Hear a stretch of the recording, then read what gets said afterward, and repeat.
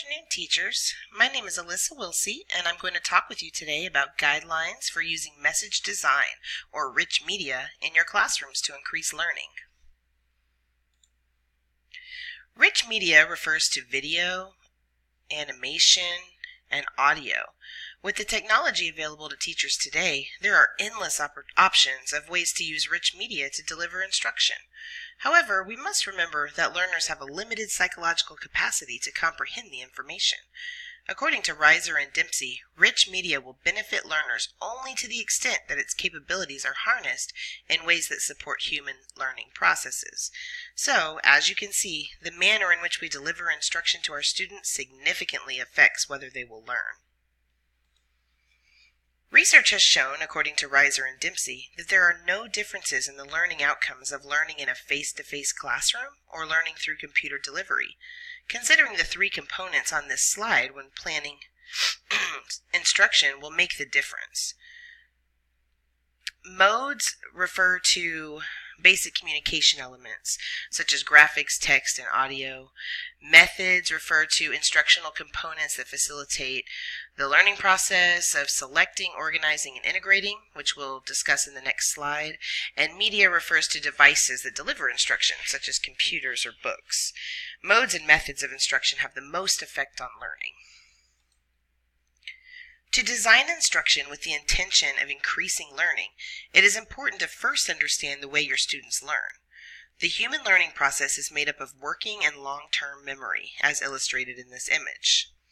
According to Reiser and Dempsey, the working memory is where all conscious thinking occurs, and it has a limited capacity. The long-term memory, however, has a large capacity. As teachers, we must be aware of the limited capacity of the working memory when we plan our instruction.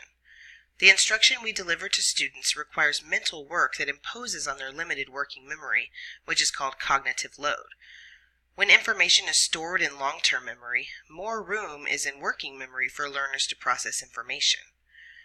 The three processes at the bottom of this slide represent each time information is converted from instruction to memory.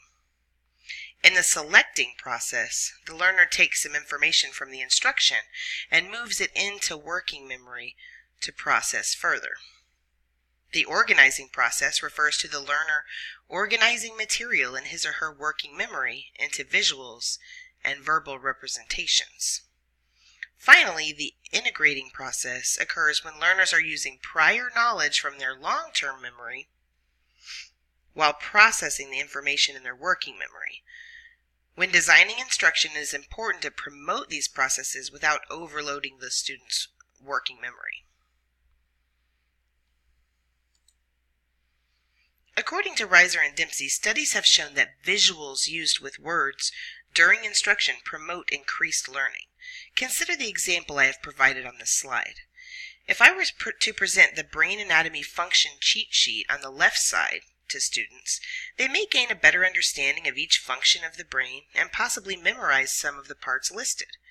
However, if I were to combine this list with a visual similar to that on the right, they would be better able to visualize what they are learning and would be more likely to commit the information to long-term memory.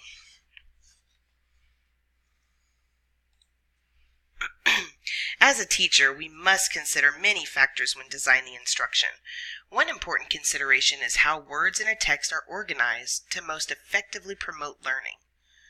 Hartley suggests that page sizes, margins, column widths, fonts and font sizes, colors, and spacing should all be considered when creating instructional material.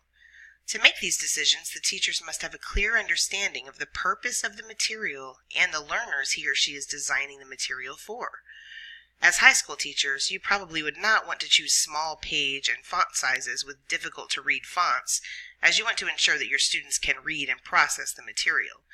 You also likely wouldn't want to use large pages and font sizes because high school students should be challenged more than a student at the elementary level.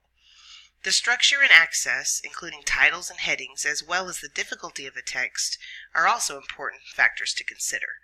Consider the content on this slide. The information on the left is the same as that on the right.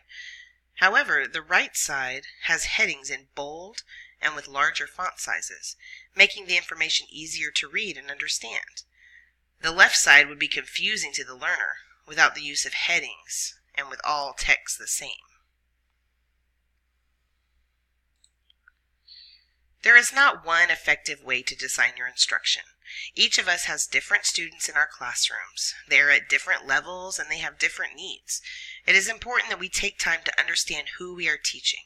In addition to understanding basic information, such as their grade level and age of our students, we must ask ourselves several other questions. What are their reading levels? What special needs do they have? Which students are visual learners? Which are audible learners? With this information, we can effectively design instruction that best meets our students' needs. Thank you for your time today. Please contact me if you have any questions or comments. These are the references I use in making this presentation. I hope you all have a great day.